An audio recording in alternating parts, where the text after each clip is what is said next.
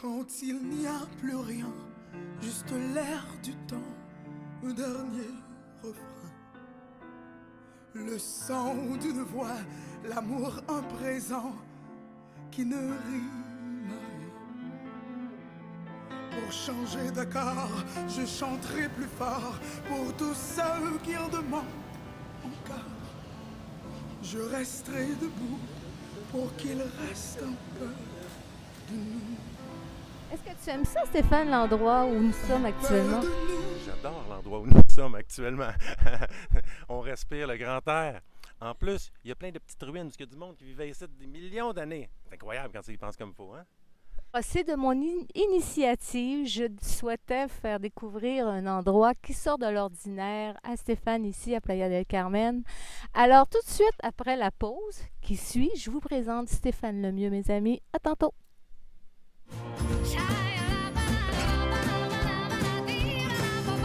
Je veux de l'amour, de la joie, de la bonne humeur. Ce n'est pas votre argent qui fera mon bonheur. Moi je veux crever la main sur le cœur.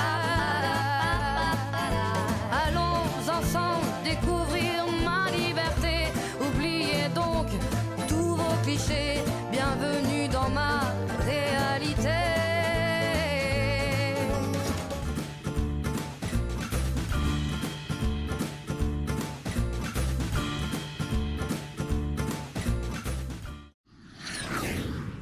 Bonjour, ici Cathy à Playa del Carmen. Bienvenue dans mes entrevues inspirantes. Alors, comme je vous ai présenté en ouverture, je suis avec Stéphane Lemieux.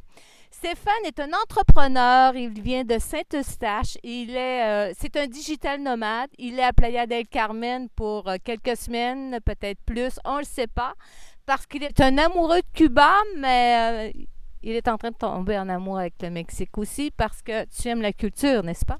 J'aime la culture, mais je la connais pas encore parfaitement. Mais moi, je suis un gars de Cuba, comme elle dit, là, tu sais. Mais quand je suis arrivé ici, j'ai eu un choc. Je me dis, c'est quoi ça? C'est le Costa Rica? C'est Las Vegas? C'est quoi? Mais là, je commence à m'habituer. Je me suis posé. J'ai fait quelque chose qui s'appelle Temazcal, absolument incroyable. Cathy m'a invité une fois avant, j'ai dit non. J'ai dit non, non, non. Je vais rester chez nous en solitaire. Mais là, j'ai rien que le goût de découvrir tout. Merveilleux, c'est mon but de faire connaître ce bel endroit qui est Playa del Carmen. Merci de collaborer et de te faire découvrir. Ça me fait toujours plaisir de faire découvrir des personnes inspirantes. Ah, merci, t'es cool. Ah, ça me fait plaisir. Alors Stéphane, toi, tu as un parcours assez surprenant.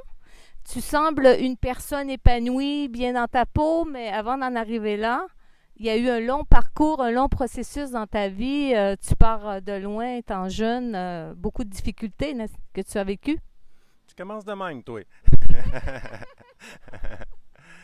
Ben oui.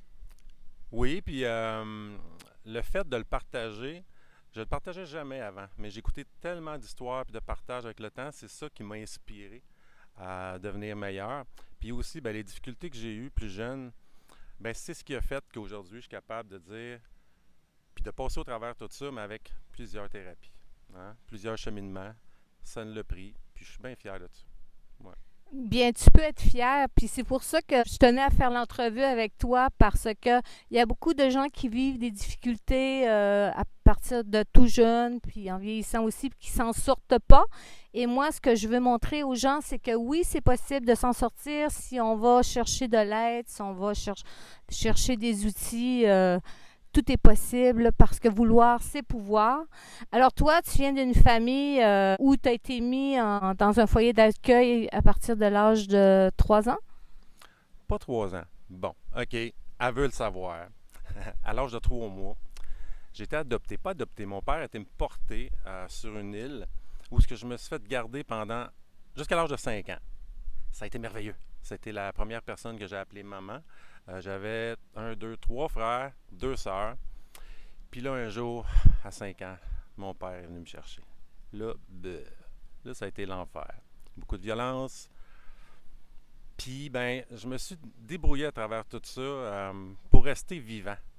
Hein, dans le fond, là, c'est ça que j'ai fait. Beaucoup de sport. J'ai commencé à faire de la boxe à l'âge de 13 ans parce que je ne voulais plus jamais que mon père soit capable de me faire de quoi. Puis, ben, ça a marché parce que c'est là qu'il a arrêté. Puis, à 15 ans, presque 16, malheureusement ou heureusement, j'ai été, quelqu'un de, comment je pourrais dire? Délinquant. Délinquant, ouais, c'est ça. Beaucoup, beaucoup de délinquance. Je me suis jamais vu comme ça. Puis je l'ai compris plus tard pourquoi je l'ai fait. Ben, c'était pour être capable de sortir de la maison parce que je pouvais pas décider par moi-même, je vais fuguer ou qu'importe, ou en tout cas, je l'ai pas fait. Fait que je faisais tout pour que la police m'arrête. Ça a pris 4 fois avant d'enfin arriver à un centre d'accueil qui s'appelle Boscoville, que j'avais déjà choisi. Parce que j'avais connu du monde quand on va à des petites mini-prisons de jeunes, le quartier et tout ça, pour ceux qui connaissent ça. Puis là, je m'étais informé que Boscoville, c'était la place qu'on faisait du sport, c'était la place, on appelait ça dans le temps, qui joue dans tes bébites. Puis moi, je savais que j'en avais des bébites. Sauf que le cheminement n'a pas été facile parce que pendant presque 6 mois, j'ai jamais parlé. On a un éducateur de rencontre qui te demande, je sais pas moi, comment tu te sens, ou qu'importe. Mutisme total. Jusqu'à même après 6 mois où un éducateur a fait un miracle avec moi en disant, bon, tu veux pas faire de démarche, on t'enverra pas à une autre place, tu es obligé de faire ta sentence ici, mais maintenant, tu fais plus de sport, tu participes plus non plus au genre de thérapie de groupe qu'il y a. Puis là, je restais dans un genre de petite chambre avec des livres, puis c'est là que j'ai réalisé que je voulais, parce que là, j'écoutais, j'ouvrais la porte puis j'écoutais. Ma démarche a vraiment commencé là, puis c'est à partir de ce moment-là que là, j'ai commencé à m'impliquer. Parce qu'un exemple, tu sais, quand tu es en groupe et tu es une gang de mini-criminels, puis là, il y avait du monde qui pleurait, un après l'autre. Puis moi, j'étais le plus émotif de la gang. Fait que juste le fait de penser que j'allais parler de quelque chose, je broyais par en dedans. Puis aussi, j'étais considéré comme un genre de caïd. J'avais comme une... Le tough du groupe, genre? Ouais, c'est ça. Parce que j'avais la réputation aussi du boxeur, puis tout ça. Puis, je voulais la protéger, mais en fait, même si le monde avait peur de moi, c'était un des objectifs que j'avais à régler, c'était de ne pas faire de caïdage, qu'on appelait. Même si tout le monde avait peur de moi, c'était moi qui avais peur de tout le monde. Fait que j'aimais que ça reste comme ça. Puis là, à un moment donné, j'ai commencé à me livrer. C'est parce que de notre côté, tu te sentais comme plus fort, c'était ta protection à toi, d'être le kid qui était costaud, dur, puis qu'il était capable d'en prendre, genre. Ouais, puis c'est l'éducation aussi que j'avais. Tu sais, mon père, il jouait au caïd avec moi. Fait que moi, je jouais au caïd. Non, ce que tu as appris, tu leur transmets. Puis... Bien, c'est ça, tu pars vraiment de loin parce que tu me racontais que ton père a commencé à commettre des sévices sur toi à l'âge de 5 ans. Et en étant enfant, à partir de l'âge de 5 ans, puis de subir ça, c'est tout qu'un traumatisme, là. Donc, c'est quelque chose de se sortir de ça, là, parce que toi, tu as subi des traumatismes jusqu'à l'âge de 15 ans? Je dirais pas 15 ans. Quand on parle de traumatisme, là... Des traumatismes, c'est des sévices de violence. Oui, la violence, c'est environ jusqu'à 12 ans. Quand j'ai commencé à faire de la boxe, c'était justement pour qu'il arrête, parce que j'avais enregistré à 11 ans, j'avais dit à mon père, j'aimerais ça faire de la boxe. Puis il m'avait dit, tu peux pas faire ça, toi, tu vas voir tout le monde, là, ils vont t'en donner des volets, puis tout le kit. Puis là, j'avais enregistré que lui, il avait peur de ceux qui faisaient, tu sais, que les boxeurs, c'était puissant, tu sais. Fait que quand il a vu ma photo dans le journal de Laval, combat, Stéphane Lemieux, gagné, blablabla, là, il était fier. Là, il y avait la visite, puis là, il montrait ça. Mais je vais vous raconter quelque chose quand même. Ouais. C'est ça. Justement, à l'âge de 5 ans, quand il est venu me chercher, j'ai mangé la volée de ma vie. Il a essayé de me frapper. Il me frappait avec une ceinture parce que j'avais peinturé sur le lit. Je venais juste d'arriver à la maison, là. Mais pour moi, tout ça, là, ce coup-là, ça a été comme, OK, là, je suis tombé dans un autre monde. Mais avec le temps, jusqu'à 15 ans, je pensais que c'était normal. Tu sais, même si mes amis ne vivaient pas ça, je pensais que ça faisait partie de ma vie normale. Puis à un moment donné, j'ai fait de quoi de pas pire. Tu sais, les enregistreuses que tu payes sur le Python pour record dans le temps. Puis là, il y avait ses amis à la maison. Tu sais, des amis qu'il respecte beaucoup. Puis là, à un moment donné, moi, je me suis mis à parler de ça. Pourquoi tu fais ça? Je pense que j'avais... Là, je commençais à être plus vieux, 14 ans environ. Je dis, non, attends, je m'excuse, 12 ans.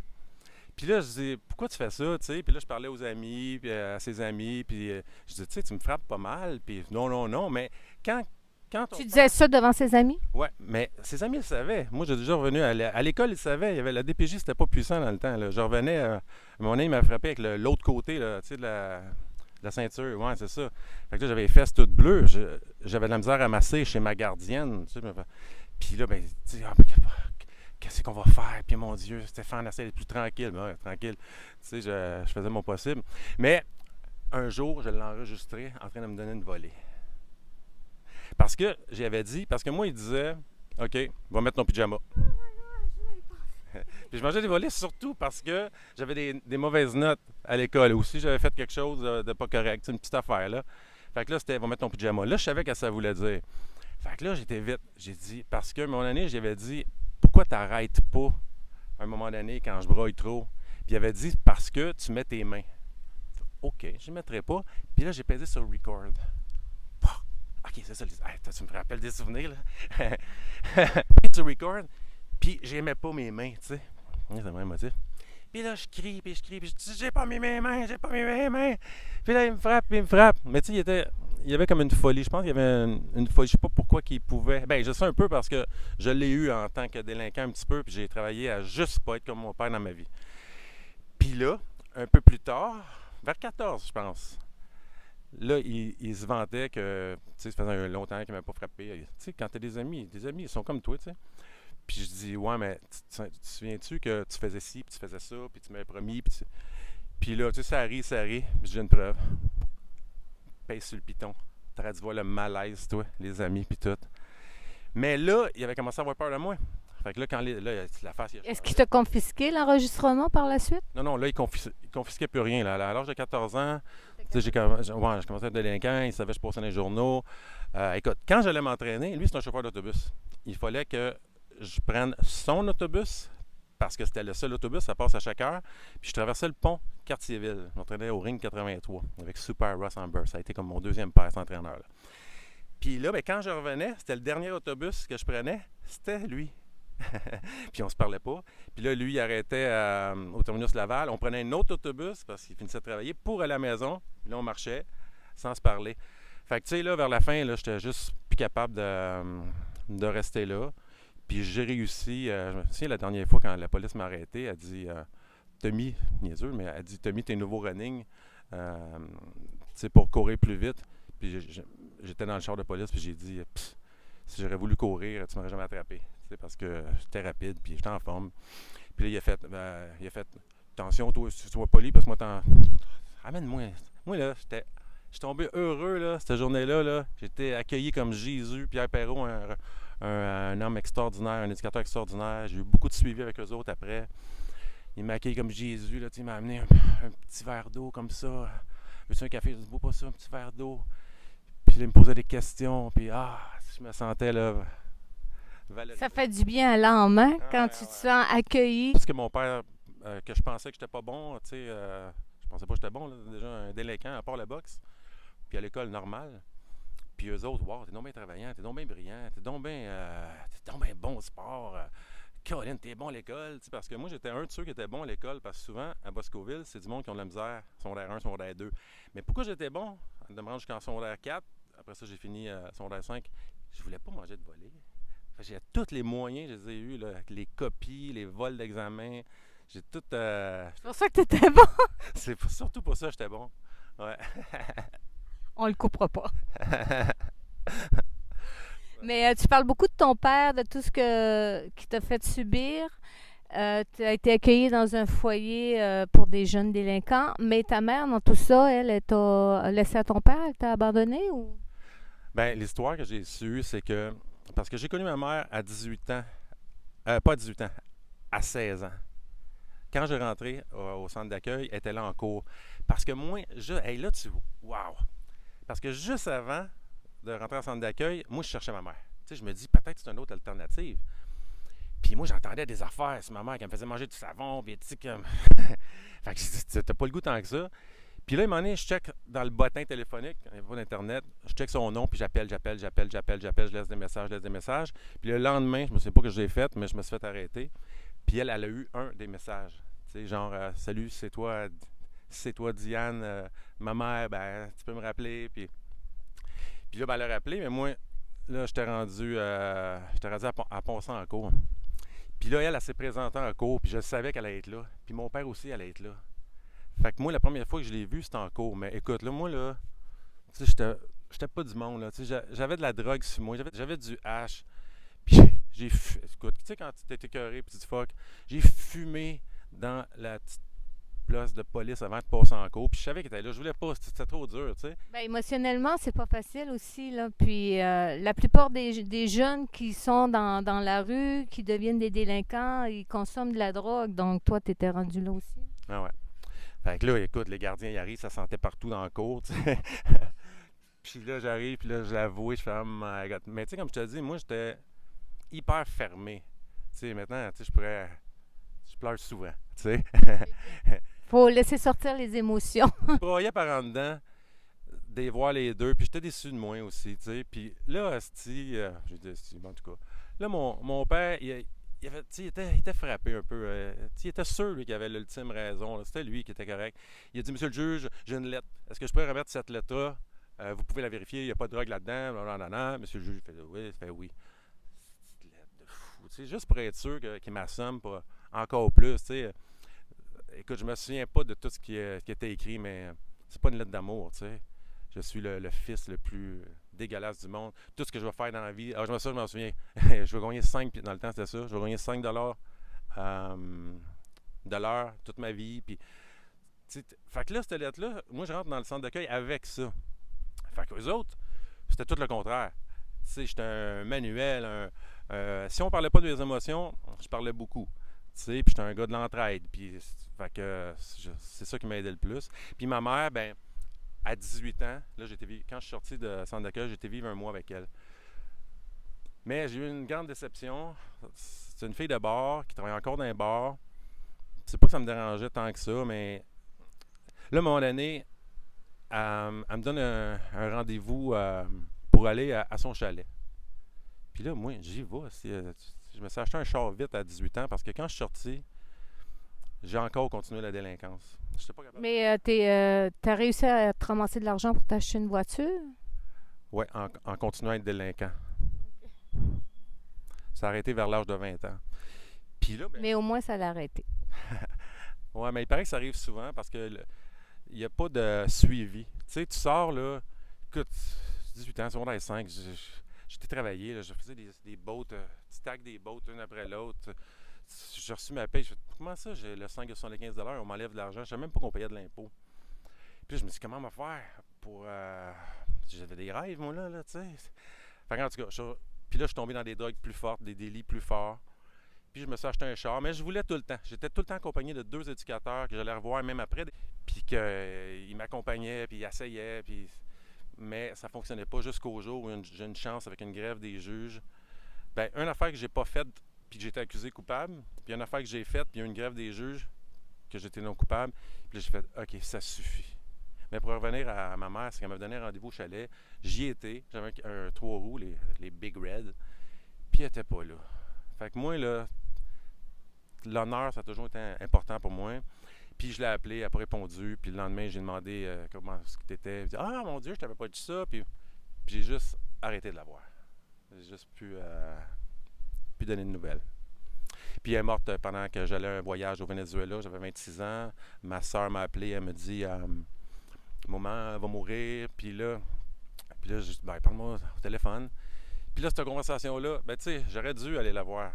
Tu sais, mais le chemin se faisait vers le mieux-être au fur et à mesure que j'ai 53. Fait qu'à 26 ans, là, j'y parle au téléphone, puis là, moi, j'allais avoir un enfant. Fait que là, je dis, je vais avoir un enfant, puis là, je l'entends crier, elle était saoule, elle était avec cancer généralisé. Je vais être grand-mère! Puis ça ne marchait plus, là, tu sais, je veux dire, j'avais de la peine qu'elle allait mourir, mais en fait, j'étais encore tellement capable de fermer mes émotions qu'elle est morte, puis ça n'a presque rien fait. Mon père, ça a fait quelque chose là, quand il est mort. Là. Fait que c'est ça la relation avec ma mère. C'est pas... Mais est-ce que tu as pardonné à ton père lorsqu'il est décédé, puis à ta mère aussi? Est-ce qu'il y a un pardon qui a été fait?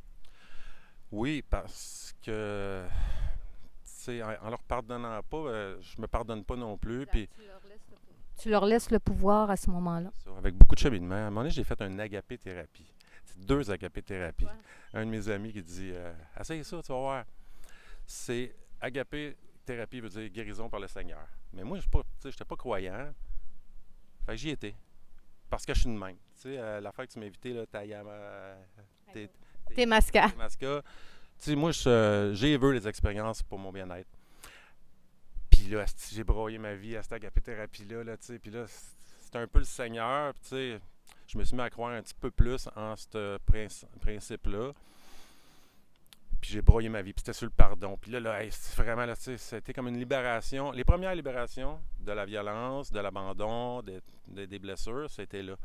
J'ai osé en refaire un autre à un moment donné dans une ville plus lointaine, à Kakuna. Kakuna, à Rivière-du-Loup. J'ai fait un autre là parce que là, je voulais comme le refaire parce que, tu sais, il y avait un chemin de fait. Et puis là, ça a été paisible, ça a été bon. Puis à un autre moment donné, j'ai fait une retraite avec Super Robert Savoie, c'est sur le pardon. Puis là, aujourd'hui, je te cite, encore en train de cheminer là-dessus, mais je pense que les pardons complets, c'est peut-être difficile à faire, mais parce qu'il y a toujours des petits restants. Tu sais, j'ai remarqué là, avec le Témasca qu'il m'en restait un petit peu, puis il y a des souvenirs qui reviennent. Mais vraiment, tu sais, j'en veux pas à mon père maintenant, j'en veux pas à ma mère. Ça, je suis complètement libéré de ça. Même souvent, je vais leur parler. T'sais. Mais ce que je veux dire, tu as pardonné, mais on n'oublie jamais qu'est-ce on a vécu. C'est pour ça que tu dis on peut jamais pardonner au complet. Tu as pardonné, mais tu n'oublies pas. Ouais, on pourrait dire ça comme ça, c'est ça. Je pense que c'est mieux. Je pense que tu es plus rendu là. Ouais, c'est ça. Tu as bien raison. Ouais. Donc, tu as fait des thérapies, puis ces thérapies-là t'ont vraiment fait du bien au niveau de la guérison du cœur.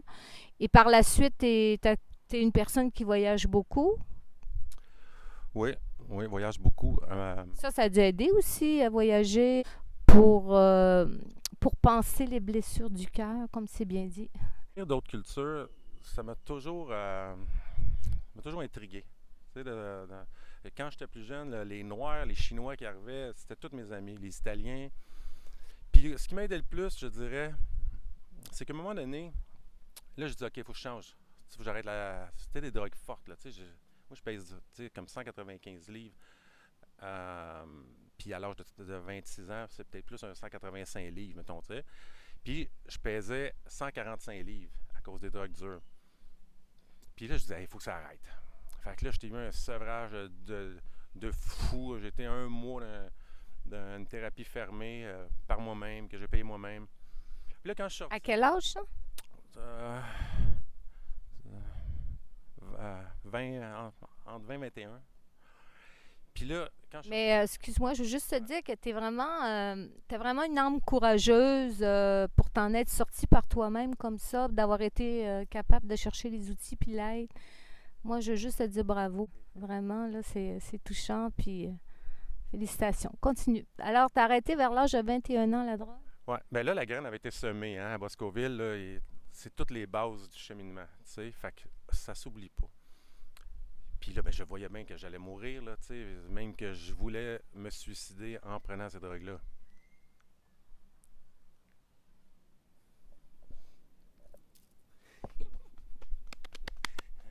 OK. Fait que là... Non, prends ton temps, on court, c'est pas grave. OK. Continue. Fait que là, à l'âge de 21 ans, tu as décidé d'arrêter par toi-même la drogue, tu es allé chercher les outils. Exact. Puis là, je dis, bon, il faut que je travaille. Hein? C'est pas une vie d'être un délinquant. Tous mes amis étaient rendus en prison, puis pour longtemps. Ils passaient dans le journal. Fait que là, je vois une annonce dans le journal, je vois 750. Dans ce temps-là, là, ça fait 53, maintenant 33 ans, 750 $ et plus par semaine. Bon. Ben, c'est pas vrai. Juste avant, j'étais vendu des balayeuses, parce que j'avais vu ça aussi. Puis, fait que là, moi, j'avais les cheveux tout longs, puis j'essayais de vendre des balayeuses. Il m'avait montré un peu la vente, mais la journée que j'ai vendu une balayeuse à une femme qui n'avait pas de tapis, je me suis dit, hey, je suis un bon vendeur, mais je n'étais pas capable. Tu sais, je me suis dit, je viens de faire ça, moi, pour une commission de 384$. Puis là, après ça, là, j'ai vendu une autre balayeuse, cash. Non, à quelqu'un. Puis là, j'avais ramassé son Electrolux. Puis là, au bureau, ils m'ont dit, ça n'a pas passé au crédit. Là, j'appelle le gars, hey, j'avais eu du fun avec eux autres. Je dis, comment ça fait que tu me dis que tu travaillais, puis tu travailles pas? Puis, j'ai ma balayeuse. Je fais, oh, fais pas ça un gars comme moi en ce moment qui est fragile. Tu peux pas me faire ça, compagnie de merde. T'as fâché, là, tu sais, mais tout ce que j'ai fait, c'est le hasard fait drôlement les choses. J'ai été à un autre rendez-vous pareil. parce qu'il donnait des rendez-vous. Puis là, j'étais à un rendez-vous, c'était sur la rue Sainte-Catherine, 2e étage. Ça commence avec « Bonjour, vous venez d'envie de travailler? » « Ouais, ça. » Là, je voyais qu'il ne travaillait pas vraiment. Je monte en haut. Je finis par apprendre, le voir, c'est un ancien délinquant. C'était des vendeurs de drogue. Ils m'ont trouvé cool. Ils ont acheté la balayeuse. Cash. Je suis parti avec l'argent. Ils m'ont menacé. C'était des Italiens. Je menacé, moi, comme vous voulez. Vous m'avez crossé. Je viens de vous crosser. La commission que j'avais, je l'ai eue. C'est réglé. Mais je filais pas bien. Pareil. Tu sais, je voulais pas tomber dans ce monde-là. Fait que là, on va lâcher ça, les balayeuses. Puis là, je vois l'annonce 750 par semaine. Ça m'a sauvé la vie, ça. 750, l'annonce pour la désintoxication? Non, ça, c'est déjà fait, la désintoxication là, d'un mois. Puis là... Mais c'était quoi, 750 par semaine? Un travail. Un travail. J'ai vendu des balayeuses après avoir sorti de désintoxication. Après ça, je voulais trouver un autre travail, puis je vois ça dans le journal. Je m'en vais à l'entrevue. Puis là, tout est découlé. Mes 30 années ont découlé de ça. Puis là, je vois tout le monde partir. Puis là, ils disent « ces affaires de vente de chocolat avec des jeunes. » Puis je suis comme « Quoi? Du chocolat avec des jeunes? » Je rencontre le gars. Mais moi, dans ce temps-là, si la personne me trouvait bon, pensait que je pouvais le faire, j'embarquais et je me donnais à fond. Fait que j'ai commencé à vendre du chocolat avec des jeunes. C'était ça la compagnie. Pour un programme qui était conçu pour éloigner les jeunes des problèmes de la rue en leur offrant du travail et des activités. Je dis fuck, ça va être bon. Fait que j'ai commencé à faire ça, j'ai eu de la difficulté. Jusqu'au jour, après un mois, j'ai fait 100$ dans une journée. On ne faisait pas vraiment 750. Là, j'ai dit wow, ça peut être bon. Puis là, il y avait un voyage à gagner au Colorado avec la compagnie. Il fallait que tu fasses quand même 35 000 ventes. On gagnait comme 1,80, quelque chose comme ça la vente. Puis moi, j'étais rendu à 42 000 ventes dans l'année. Puis là, j'ai trippé sur ce job-là. Les gens, ils me faisaient capoter. Je faisais des activités avec eux autres à chaque mois. Puis c'est eux autres qui m'aidaient. Puis moi aussi, je les aidais. T'sais, je leur avais pas tout raconté mon histoire. Des fois, ceux qui ça faisait longtemps qu'ils étaient là, des petites brides. Puis moi, je les inspirais. Il y en a, s'il y en a qui voient l'entrevue, qui sont mes anciens jeunes, ils vont dire la même chose. Puis là, il y avait un contrat de non-concurrence avec cette compagnie-là, que tu ne peux pas partir en affaires. Puis moi, j'ai dit, je m'en vais. Je laisse le voyage au Colorado. Il y avait des choses, les valeurs de la compagnie. Il y avait quelques affaires qui me dérangeaient. Mais aussi, je voulais faire bien plus que 50 000 par année. Fait que là, le petit bozo de 22 ans, 23... Donc là, tu es rendu à 23 ans, mais tu t'es sorti, là, tu sais, rendu de l'âge de bébé jusqu'à 23 ans, tu as vécu beaucoup de choses. Ouais.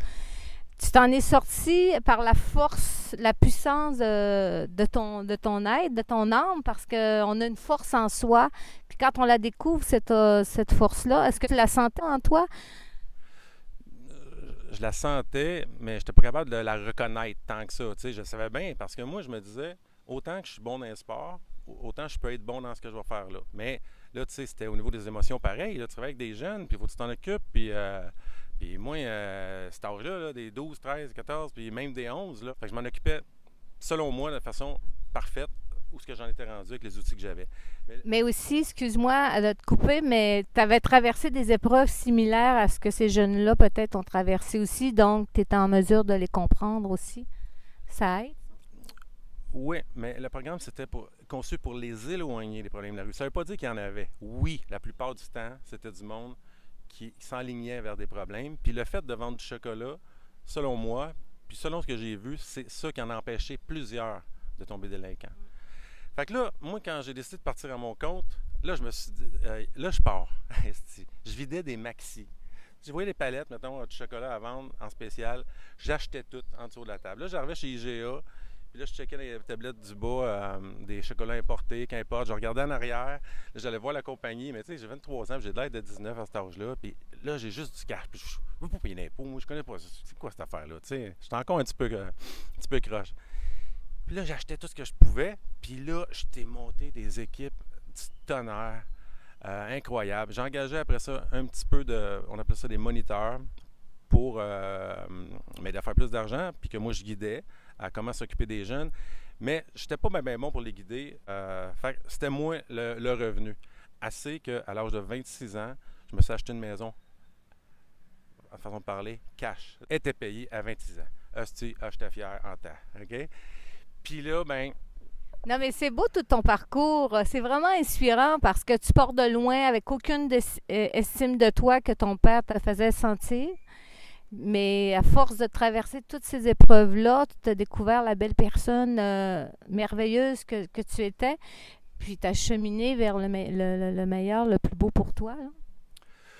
Oui, mais encore là, j'avais de la difficulté à être reconnu. Parce que c'est un milieu où je faisais de l'argent. Ouais, on dit ça de même, faire de l'argent. Puis beaucoup de monde pensait que c'était sur le dos des jeunes. Mais moi, là, j'ai fait un programme qui était un programme différent, conçu pour les éloignés des problèmes de la rue, offrir des activités, mais aussi des voyages.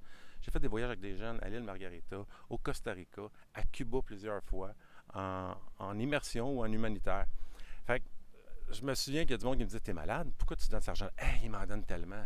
Tu sais, je leur fais vivre quelque chose de grand. Fait que moi, je me réconciliais avec ça, que les jeunes m'aimaient, puis que moi, je faisais quelque chose de bien, mais ce qui m'entourait, en général, c'était pas une si bonne opinion que ça. Même, puis là, j'ai fait plein d'années. Là, ensuite, j'ai eu ma chocolaterie industrielle, puis je faisais juste engager des moniteurs. Mais toutes ces années-là, à un moment donné, là, cette histoire-là est assez pas pire. Ben, je me sépare à l'âge de 26 ans, je pars à ma maison, mais je continue, la vie est con. Eh ben. Puis là, Mais tu avais eu un enfant aussi à l'âge de 26 ans? ah ouais. C'est une belle responsabilité quand même. Ça t'a fait reconnaître, est-ce que ça t'a fait prendre conscience de la responsabilité d'être parent, d'être père? Ça m'a tué, ça m'a fait peur, je suis parti. C'est Ah, pour ça que tu t'es séparé? ah ouais. Ah ouais, je me disais: Hey, je peux pas prendre la chance, tu sais. En tout cas. Fait que là, je me suis séparé. Mon Dieu, je suis en train de perdre ce que je voulais dire. Ah ouais. Ben, j'ai été souvent sollicité par les médias. Puis à un moment donné, dans toute mon innocence, à l'âge de 30 environ, un genre de Radio-Canada avec une émission qui a duré juste une année, un genre de JE, mais on ne le savait pas que c'était un genre de JE. Puis là, il me dit: Hey, on aimerait ça faire une entrevue avec toi, avec des jeunes de 11 ans qui travaillent. J'en ai juste un. Dans le temps, le ministre Rioux parlait que c'était 14 ans, blablabla, tu sais. Puis moi, je me dis: Hey, c'est peut-être l'occasion que là, je vais me faire reconnaître parce que je vais ouvrir un organisme aussi à travers ça. Le monde entier va savoir ce que je fais bien, tu sais. Enfin, je suis reconnue. Ouais. Et c'est pas ça qui est arrivé? Il me disait, c'était ça, tu sais: Waouh, c'est vraiment fantastique ce que tu fais, on aimerait ça. Puis là, j'hésitais un peu, puis on aimerait ça mettre les caméras dans ton camion, parce que dans le temps, on avait le droit d'avoir des camions, pas de bancs. Tu sais, moi, j'avais fait des bancs de bois, puis je pouvais en mettre 14 jeunes là-dedans, puis on avait du fun. Ouais, les choses ont changé. Ma première expérience avec les journalistes, j'ai voulu broyer ma vie, là. Ah, c'est que j'étais déçu, là. Parce que là, puis même quand ils m'interviewaient, il était tout cool, puis il me disait: My God, je serais jamais capable de faire ce que tu fais là. Puis, tu sais, on avait été travailler à la Valtrie, puis là, à la fin, puis il filmait tout, je donnais mes bonus, puis là, tu vois les visages heureux de mes jeunes. Tu sais, ça fait longtemps que j'ai gardé longtemps mes jeunes. Ah, si, le reportage commence avec: Attention, à Montréal ce soir. Ah, ça s'appelait de même.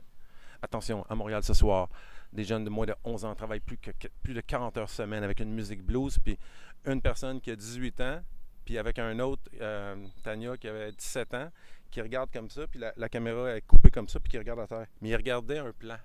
Fait que leur entrée, c'est après plus de 40 heures semaine, des jeunes de moins de 11 ans. Puis avec la musique blues. Après ça, mon petit frère de Sainte-Julienne, qui ont été filmés chez eux, une famille de 11, un père qui avait traîné dans les rues, qui s'en était sorti, puis il était 11 dans la famille, puis il y avait un divan dehors, puis ils ont été le filmer. Ils l'ont ridiculisé. Lui, il était fier de son Fred. Il voulait faire un beau message. Ils l'ont ridiculisé au coton. Ils ont tout coupé les passes qui faisaient leur affaire. J'ai osé tout perdre. C'est ce qu'ils font. Ils présentent les bouts qui démontrent le contraire de ce que tu présentais comme entreprise et aide aux jeunes, j'imagine. À la totale, mais en étant hypocrite. Ils sont dans le camion, là, puis ils me disent: Waouh, c'est beau ce que tu fais. Hey, je te dis, là, je capotais. Moi, juste avant, là, j'appelais les parents: C'est à soir, c'est à 7 heures. Fait que là, après ça. Quel choc! Après ça, quand ils essayaient de m'interviewer, c'est arrivé une couple de fois. Je ne nommerai pas de nom, des noms très, très connus. Puis là, à un moment donné, j'ai suivi un cours. À un moment donné, comment répondre aux journalistes. Là, j'ai vu que c'était, en fin de compte, comme de la politique. Tu réponds jamais aux questions, ce que les gens veulent savoir. Mais je m'en suis jamais servi parce qu'après ça, j'ai juste refusé. Il y en a un bien connu, là, à un moment donné, un de mes moniteurs, qui avait posté des pamphlets à l'extérieur d'une école pour recruter, emploi pour étudiants. Puis on faisait ça, tu sais. Puis là, il y a un parent qui n'a pas aimé ça, il appelle la police, puis là, il y a plein de journalistes, puis là, il m'appelle, la même affaire. Bonjour, monsieur Lemieux, wow, fantastique, on aimerait savoir ce que vous faites, parce que vous savez qu'il y a des jeunes qui ont été recrutés à l'école, là, puis il y a eu une plainte, puis je vois, ça se peut, normalement, ils ne sont pas supposés aller sur le terrain de l'école, mais vous savez, on aimerait ça, peut-être ça pourrait vous aider à avoir une bonne image, fait comme, écoute-moi bien, là. Hein? Je t'ai dit non, je vais te dire non, puis je te crée pas, puis c'est tout. Il passe ça pareil. Tu sais. À la radio, tous mes chums m'appellent encore. On sait bien, monsieur Lemieux ne veut pas répondre aux questions avec blablabla. Puis aussi, ben, les chocolats, tu sais, moi, je suis devenu quelqu'un d'honnête. Payer de l'impôt, puis c'est quelque chose, là, payer de l'impôt, puis des taxes, puis sur des chocolats, c'est ouf, c'est un sport. Puis j'en ai payé. Fait que les chocolats étaient plus 2 piastres comme dans le temps, plus 3 piastres, plus 4 piastres, c'était 5 piastres. Mais avec toutes les activités que je payais, puis crème, 5 piastres, c'est pas 5 piastres. C'est 4 et quelque chose quand tu enlèves la taxe, tu sais. Fait que là, ils disent, c'est très bien, monsieur Lemieux, avec des chocolats qui vendent à 5 donne seulement 1 à ces gens. C'est pas vrai. Je donne 1 jusqu'à 2 plus des bonus, plus des voyages, plus des activités. Mais je n'étais pas pour aller dire ça. Mes chums me disaient, c'est ça, tu prends en parler? Je dis, ben non, ils vont me ramasser. Ce gars-là, c'est un fou. Il est capable de te ramasser. Le gars le plus honnête au monde, il va te le ramasser. À un moment donné, ça me prenait une maison, ça me prenait plein de camions parce que je louais les camions. Fait que là, ça me prenait un crédit. J'avoue que je trouvais ça dur. Je trouvais que c'est beaucoup trop d'argent qu'on donne, mais ça m'a donné tout ce crédit-là. Puis aussi, ben, une vraie personne de société. Fait que voilà, c'est là que j'ai décidé vers l'âge de... Quand même, ça a pris du temps. Vers l'âge de 30 ans, là, à peu près, j'ai commencé à être un vrai citoyen, de plus marcher avec du cash. J'étais bien content. Ouais. Ça, c'est parce que tu faisais juste des transactions en argent, puis c'est ça. Pas juste parce que je voulais, c'est que tous les chocolatiers, c'est ce qu'ils voulaient aussi. Tu sais, sans les nommer, il n'y a pas personne qui voulait te vendre de quoi avec des factures. Puis là, à un moment donné, c'est moi qui a forcé la chose, puis ça a forcé un chocolatier que j'ai été longtemps en contact avec lui. Quand j'ai eu ma chocolaterie, puis ça a fermé, je l'ai vendu, j'ai vendu mes machines à lui, puis j'ai toujours continué avec cette personne-là. Justement, le chocolat, c'est complètement fini pour bien du monde, à cause on fournissait les écoles, les organismes, une super grosse chocolaterie, une bâtisse 1 million. Ils viennent de tout vendre, tout fermer, tomber malade à cause de ce qu'on sait, ce qui s'est passé dernièrement avec les mesures et tout là. Avec le pandémique mondial. La pandémique mondiale, oui, c'est ça. Ça a touché. Puis moi aussi, ben, j'ai arrêté le chocolat, mais il y a 2 ans et demi, j'avais commencé à travailler en ligne avec les réseaux sociaux. Puis ça m'a sauvé un peu. Tu sais, ça, c'est après avoir vendu ta chocolaterie, là, c'est ça. Longtemps après. Ben oui, moi j'ai vendu à l'âge de 38, 39 ans. Puis, non, même avant, 35. Puis là, après ça, lors d'un voyage avec des jeunes, j'ai retourné toute seule à Cuba. Puis c'est là que j'ai rencontré ma femme. Puis c'est là que j'ai décidé que j'arrêterais de travailler, entre parenthèses, dans le sens que j'aurais arrêté d'être sur la route, puis de trop forcer les choses. Fait que ça allait bien, je fournissais les écoles, les organismes, j'avais des moniteurs qui achetaient du chocolat. Puis ça allait super bien. Puis je me suis dit, pour la première fois, je vais me marier. Là, je ne commencerai pas à aller travailler le samedi puis le dimanche, tout ça. Mais je manquais de passion. Là. Vu que je n'étais plus sur le terrain, c'est plus moi qui s'occupais de ces jeunes-là. Je n'étais pas toujours content parce que moi, j'étais le département des plaintes. Il arrive plein d'affaires. Je n'avais comme là. Puis quand je partais en voyage, quand je revenais après 2 semaines, le stress pognait. Puis je n'étais pas toujours capable de répondre au téléphone. Fait que à un moment donné, j'ai vu une vidéo sur Facebook. J'ai vu plein de vidéos. Des femmes en bikini, du monde avec les montres en or, c'est 3-4 solutions, si tu vas devenir millionnaire, une formation à 1500, puis j'embarquais pas jusqu'à temps que je vois une vidéo. Moi, là, j'aime les rencontres pour ça. C'est qu'à un moment donné, je le regarde, je le sens, puis je fais « OK, j'y vais ». Mais tout ça pour dire qu'avec tout ton parcours, j'en reviens à ton parcours, tu as démontré que tu étais une personne avec beaucoup de leadership puis beaucoup de talent au niveau entrepreneurial parce que tu voyais les idées, tu voyais les opportunités. Tu étais quelqu'un qui avait les yeux ouverts puis qui était présent. Là. C'est monté une belle équipe. Tu as été capable de devenir un entrepreneur à succès, si on peut le dire. On peut dire ça. Mais, tu sais, moi, là, ça a pris comme près de 15 ans avant que je dise que je suis président de la chocolaterie. Quand quelqu'un me demandait, c'est quoi tu fais? Pas de chocolat. J'ai toujours eu de la misère avec les titres. Maintenant, je dirais depuis que j'ai rencontré ma femme, parce que ma femme, là, elle, il n'y a rien d'impossible. Tu sais, puis elle est valorisante. C'est une autre couche de plus qui m'a amené plus loin. Fait que, dernièrement, je vais dire oui, je suis président. Maintenant, je suis entrepreneur nomade. Je ne suis pas gêné de ce que je suis. Mais tu sais, je savais même pas c'était quoi être le mot résilient. Tu sais, à un moment donné, dans une thérapie quelconque, vers l'âge de 30 cucs, là, tout est pas mal résilient. Je vois, qu'est-ce que ça veut dire ça? Mais je suis très résilient parce que quand j'ai dit, OK, je vais fermer là, ma distribution de chocolat, c'était comme un... Wow! Ça faisait comme 4-5 ans, ça me tentait plus. C'était un beau cadeau. La journée que je me suis marié avec une Cubaine, moi, j'ai toujours été à contre-courant. Là, tout le monde, t'es malade, elle va te laisser. Elle me laissera. Moi, je veux l'aider. Puis en plus, ça me donne de l'énergie, cette femme-là. Je ne voulais pas me marier. J'avais dit, je ne veux pas me marier. Moi, je veux juste amener. Mais, on était supposé se remarier. Pas se remarier, mais renouvellement de mariage. Puis là, c'était en même temps que le COVID. Mais j'ai toujours été à contre-courant. Puis le marketing relationnel, c'est la même affaire. Tout le monde dit, qu'est-ce que tu fais là? Puis ça riait de moi au début. Puis on s'en reparlera dans 3 mois. Il y a du monde, c'est eux autres même qui m'en ont reparlé après 3 mois, 5 mois, 6 mois, 5 mois. Puis ça va faire 2 ans et demi. Donc là, après avoir vendu tes entreprises, tu à la Cuba, tu as rencontré ta femme qui s'appelle Cathy. Ouais. Elle a tellement un beau prénom. Et puis, c'est de là, après ça, ça parti ton entreprise de marketing de réseau? Ben non, parce que ça fait 10 ans que je suis marié. Fait que quand il y a 2 ans et demi, je voulais avoir de quoi de différent parce que je sentais que la passion n'était plus là. Puis je sentais que j'avais... Mais tu sais, lâcher quelque chose qui te rapporte, c'est difficile, même s'il n'y a plus de passion. Puis comme je disais tantôt, j'ai vu une vidéo d'une personne que je trouvais simple, efficace, qui ne montrait pas ses montres en or, les petites femmes en bikini. Puis j'ai dit oui.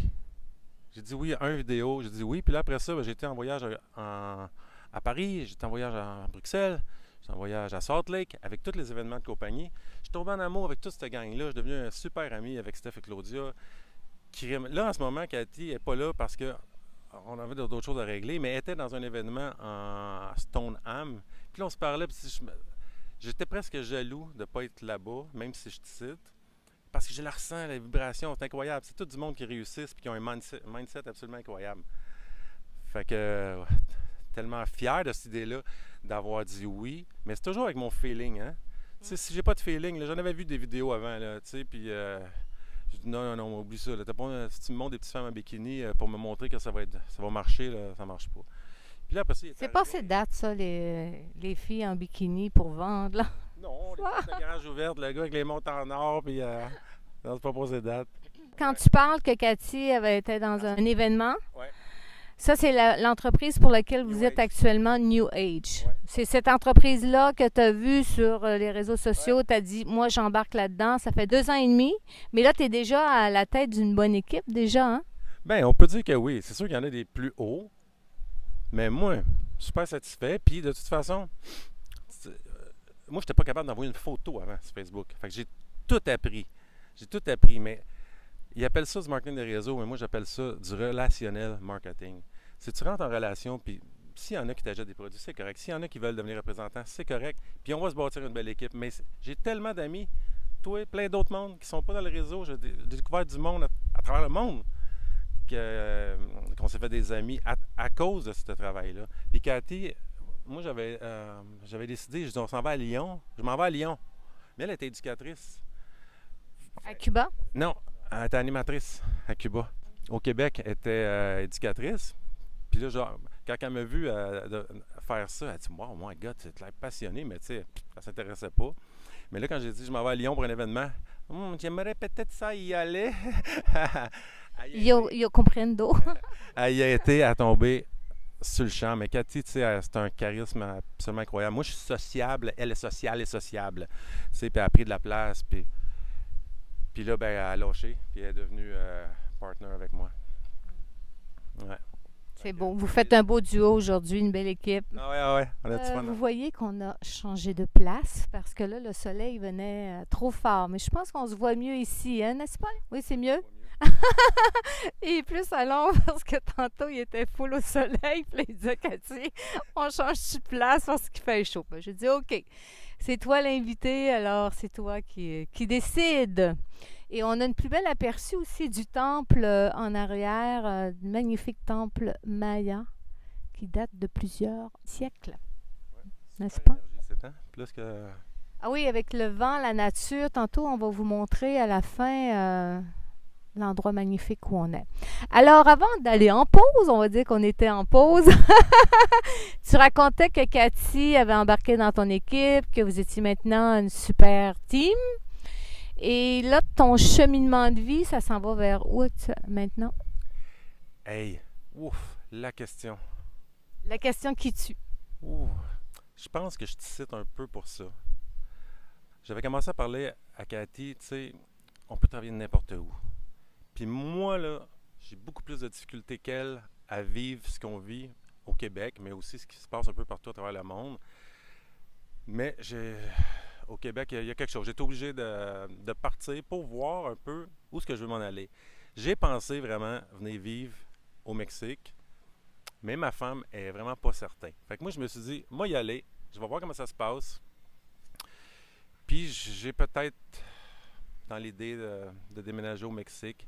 Puis le cheminement à vie, pour le vivre le plus en paix possible, le moins de stress possible. Ah, c'est bon, tu sais, ce que je vis là, depuis, je pense, ça fait juste 9-10 jours. Je vis pas ça au Québec, tu sais. Puis même à Cuba, je le vis, ce genre de sérénité-là. Mais en ce moment, Cuba, c'est à peu près la pire place, tu sais, où aller, il n'y a plus rien à manger. Mais même si c'est ça, j'ai peut-être comme projet de partir d'ici pour aller à Cuba. J'ai déjà full médicaments. J'ai trouvé des affaires absolument incroyables, des antibiotiques sans prescription, puis que crème. La grand-mère a plein de bobos. Plein d'enfants qui ont la fièvre. Une Tylenol, c'est dur. Fait que, tu sais, de continuer à être nomade comme ça, puis voir ce que je peux faire au Québec avec ma femme, ma fille de 23 ans, infirmière, commence à être capable de faire ce qu'elle veut. Le fils de bientôt 14 ans, un peu moins. Fait que j'imagine qu'on va finir par faire ce move-là, mais tu sais, je veux pas le faire à contre-cœur, puis de forcer. Parce que Cathy est une ancienne communiste, hein, une ancienne cubaine, ça l'accepte plus facilement que moi. Puis elle a le bonheur bien plus facile que moi. Fait que je sais pas, je te cite pour chercher d'autres réponses, aller un peu plus loin dans le cheminement, puis je vais voir. Mais le Mexique, c'est vraiment un endroit pour s'ancrer et se reconnecter à soi. Tu as vécu une expérience de Temazcal, tu l'as vu. Et là, je lui ai conseillé de faire un ayahuasca. Ayahuasca. Et puis, ça va l'aider aussi vraiment. Mais ce qui va revenir, c'est qu'on a parlé que tu avais eu un enfant, que tu t'es sauvé, tu t'es séparé parce que ça te faisait peur. Mais là, tu viens de dire que tu as un fils de 23 ans? Non. Mon fils, qui n'est pas avec Cathy, 27 ans. Cathy, quand elle est arrivée de Cuba, elle est arrivée avec les enfants, 5 ans, 4 ans et 14 ans. Maintenant, 23 ans et... J'ai dit 4 ans, en tout cas. C'est les enfants de ta femme. Exact. Ouais. Mon fils est rendu à 27 ans, condo, tout ça, puis ça va bien. Ça va bien? Tu as des contacts avec lui? Pas tant. J'ai des contacts quand il y a de la difficulté. Comme à un moment donné, là, il est en logement, il a de la difficulté, il m'a appelé, il est venu vivre chez nous. Toute une histoire, ça. Ça allait super bien, c'était cool. Il a déjà vécu... Ça a été bien difficile, la relation, parce que la mère, il appelle ça de la... Je ne sais pas là, comment il appelle ça, là, en tout cas, quand tu dénigres toujours la personne. Tu sais, je l'ai laissé, puis c'était un peu sauvage. Tu sais, je suis parti, mais j'ai laissé à la maison, petite pension, tout, tu sais. Mais Elle était pas mal pris, quoi. elle était pas mal pris, mais je la comprends. J'ai un jour demandé pardon aussi à travers mon cheminement. Je sais que ça a dû être difficile, tout ça. Mais elle a mis mon garçon en... Elle a souvent négocié mon garçon. Ça veut dire que si ça ne faisait pas son affaire... Un exemple, les affaires sont subtiles des fois. Quand tu es plus jeune, bon, je vais chercher Mathieu. Est-ce que je peux parler? Ah, mais là, il est occupé. Je dis, mais oui, mais tu vas le chercher vendredi, tu sais, c'est moi. Ah, mais il veut pas te parler. Tu sais, tout pour aider à que mon estime continue à être bien. Fait qu'il y a un jour, à partir de l'âge de 8-9 ans, j'ai comme lâché prise un peu. Je fais pas. Puis là, à un moment donné, il est revenu dans ma vie. Justement, quand j'ai eu ma chocolaterie, il restait chez nous à l'âge de 14 ans. On a suivi des cours de magie ensemble. Encore, il y a eu le... Mon Dieu, je n'ai pas le mot, parce que là, à l'âge de 14 ans, il pouvait venir vivre avec moi. Puis il voulait, jusqu'à ce qu'il y ait le chantage émotif. Puis lui aussi, là, il est pogné là, tu sais, dans tout ça. Fait qu'il a décidé d'aller rester avec sa mère. Puis là, ben, j'ai commencé à perdre le contact un petit peu, mais je le voyais de temps en temps, jusqu'au jour où il revient de revivre chez nous à l'âge de 23 environ, à cause qu'il était mal pris. J'ai eu une inondation dans la cave, c'était assez drôle parce que je me dis, papa, est-ce que c'est normal qu'il y ait de l'eau dans la cave? Non, c'est pas normal, tu sais, les inondations qu'il y a eu dernièrement. Puis là, ben, ça a été un autre beau cheminement. Là, je l'ai aidé en temps. Là, je dis, écoute, Mathieu, faut que tu trouves une job. Là. Tu sais, il travaillait chez IGA, mais il avait une connaissance en informatique, il avait suivi des cours d'informatique. Fait que je dis, là, tu peux plus rester dans la cave. Non, tu t'en vas, cherche une job. Regarde, j'ai trouvé un là, j'ai trouvé une là, j'ai trouvé une là. Il en trouve une. 20 quelques piastres de l'heure. Tu dis, hey, c'est bon ça, Mathieu, on commence de même, tu sais. Puis c'est un travaillant, puis il était fier, tu sais. Mais là, ça faisait à peine 2 mois qu'il travaillait. Puis là, j'ai une petite expérience quand même, tu sais, en immobilier. Puis je connais les petits trucs, même si, tu sais, t'as pas tout ce qu'il faut. Fait que là, t'attends-tu d'avoir une maison, un condo, quelque chose? Je pense qu'on peut faire ça. Je peux t'aider en plus pour le dépôt. Oh, j'aimerais ça. Fait que, tu sais, moi, je le sentais comme si... Je le sentais un peu comme si je devais ça. Hein, comme un sentiment de culpabilité que j'ai déjà abandonné. Mais au-delà de ça, je l'ai aidé. Fait que là, on a fait des stratégies incroyables. Mais j'ai réussi. C'est sûr, il a fallu que je donne le dépôt. Puis il y a sa grand-mère aussi qui a donné un petit peu de dépôt. Sa grand-mère est en amour avec moi depuis toutes ces années-là, malgré tout ce qui s'est passé. Puis elle est même venue manger à la maison. Fait que condo, char neuf, il a la belle vie maintenant, il s'en fait pas. Fait qu'on se jase presque plus. Jusqu'à ce qu'il arrive peut-être quelque chose d'autre. Mais moi, j'avais déjà dit, puis je m'étais déjà dit aussi, moi jamais je vais l'abandonner, puis je vais toujours être là, tant qu'il y a besoin. Puis si s'il me parle pas tant, puis si je lui demande des petites nouvelles de temps en temps, puis qu'il me répond pas tant, ben je le sais qu'on a un lien quand même. Mais c'est pas comme si je l'aurais éduqué toute ma vie. Tu sais, c'est l'autre côté de l'éducation qu'il y a. Fait qu'on se ressemble physiquement, mais le restant, non. Tu sais, moi, je suis devenu quelqu'un de chaleureux, social. Il est venu faire un voyage à Cuba pendant qu'il avait 17 ans. C'était horrible. Là, tu sais, je me disais, pourquoi? Comment ça? Là, tout le monde me disait, c'est pas ton gars. Comment ça qu'il est de même? Y avait-tu une agressivité en lui? C'est quoi? Il est bien pogné. Tout le contact avec les femmes. Écoute, il était dans la calèche avec 6 beautés fatales cubaines, puis il n'est pas capable. Puis à Cuba, c'est... Tu t'en vas au coin de rue, tu reviens, puis tout le monde... Mais j'étais content parce que c'était pour ça que je voulais qu'il vive l'expérience aussi. Puis encore, sa mère... Tu vas voir, t'aimeras pas ça, mais Fait que, il y a toujours ça, lui, dans la journée qu'il va se libérer, il va faire le deuil sur sa mère. D'après moi, il va venir me revoir. Je ne sais pas quel âge. Moi, je force pas les choses. Mais je le sais qu'il a vécu de quoi de hyper grand avec ce voyage-là. Il s'est transformé. Il était capable de donner des becs parce que normalement, il faisait ça de même. Touche-moi pas, ou comme ça. Tu sais, fait que ça a été une semence de plus pour l'aider à devenir plus humain. Puis ensuite, je l'ai aidé à préparer un voyage au Japon. À l'âge de 22 ans, il est parti un mois tout seul. Fait que, tu sais, je suis fier de... Mais il faut dire que ton fils aussi a vécu une enfance difficile aussi parce qu'il a comme vécu une séparation avec toi. La mère qui l'a pas valorisé ou qui t'a dévalorisé aussi dans la relation. Donc ça n'a pas aidé aussi dans son cheminement d'enfant. C'est pour ça que tu es la meilleure personne qui peut l'aider aussi à passer à travers ça puis le faire parler. Parler, se libérer des émotions, c'est une bonne guérison. C'est un bon début en tout cas. Oui, tout à fait. Tout à fait. Mais, tu sais, ils appellent ça comme... j'ai appelé ça... On n'a pas eu de relation. Fait qu'aussitôt qu'on avait des relations, la relation coupait. Fait que moi, j'ai fait le deuil un peu là-dessus, mais il va toujours rester dans mon cœur, puis je le sais que ça s'en vient. Il y a quelque chose qui s'en vient, puis il me suit sur les réseaux. Tu sais, je fais le fou un peu sur les réseaux, puis je le sais que c'est rare qu'il va faire un j'aime, mais je le sais qu'il m'explore, il m'étudie en ce moment. Peut-être qu'il va voir ça, puis ça va lui faire du bien. Puis je le sais qu'il a la même affaire que moi. Quand j'étais plus jeune, sur les émotions.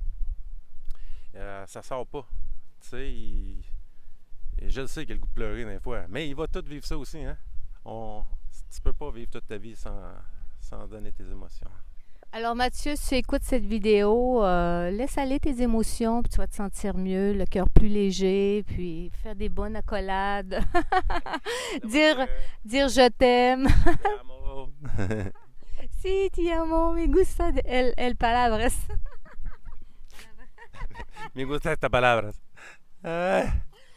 Alors Stéphane, tu es vraiment une personne inspirante. Puis moi, je te remercie infiniment d'avoir osé raconter ton histoire, même si c'est encore un peu émotif pour toi. Mais le fait de te livrer, je pense que pour toi, ça va t'aider à encore libérer quelque chose de plus, parce qu'on a toujours à libérer, peu importe, parce que surtout avec les grandes difficultés que tu as vécues, parce qu'il y a des niveaux de difficulté qui font en sorte que c'est plus ou moins facile de passer au travers. Mais moi, j'ai juste de belles félicitations à te faire parce que tu as une belle grandeur d'âme, une belle force, tu es courageux. Et je pense que d'être ici aujourd'hui, d'avoir traversé tout ça, c'est juste un wow. Puis bravo, continue.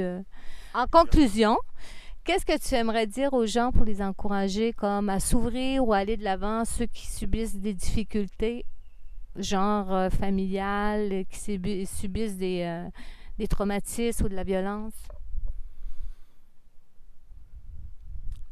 Ben, d'avoir confiance qu'aujourd'hui, ce qui se passe, parce que quand on est dans une situation où que ça va vraiment pas bien, là, que ce soit la drogue, la violence, qu'importe, on ne peut pas s'imaginer que ça va bien aller.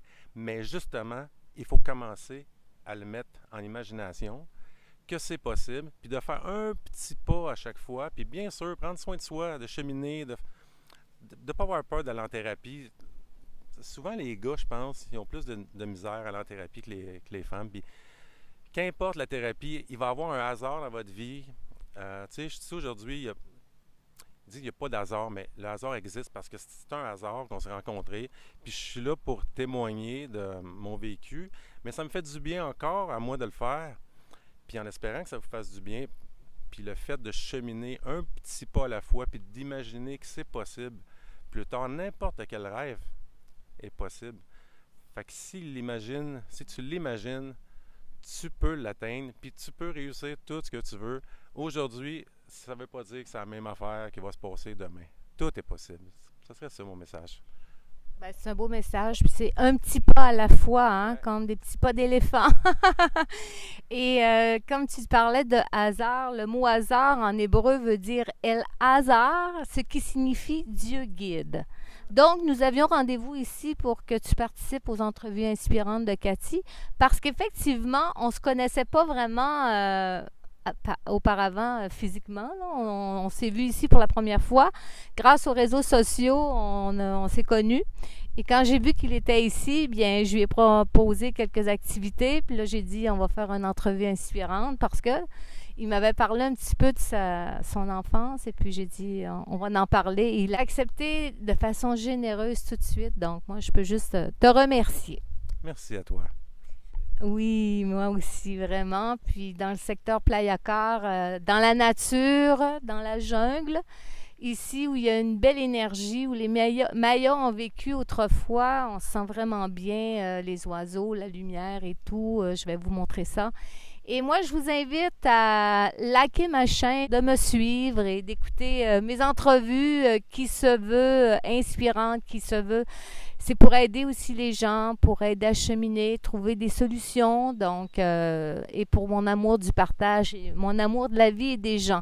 Alors là-dessus, je vous salue en direct de Playa Car avec Stéphane Lemieux. Merci encore infiniment et je vous embrasse. Todos de Playa Car. Et ris-moi parce que je dis à tout le monde, me gusta mucho esta lugar. Tout